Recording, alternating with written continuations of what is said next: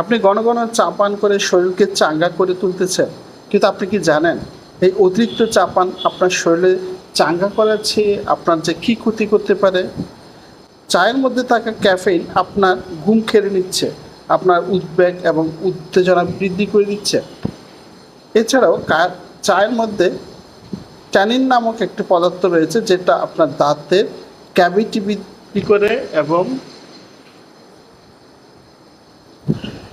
এছাড়াও আপনি যদি খালি পেটে চা পান করেন সেটা আপনার অ্যাসিডিটি বৃদ্ধি করে দিবে, সেটা আপনার আস্তে আস্তে ক্রমান্বয়ে বদহজম বাড়িয়ে দিবে।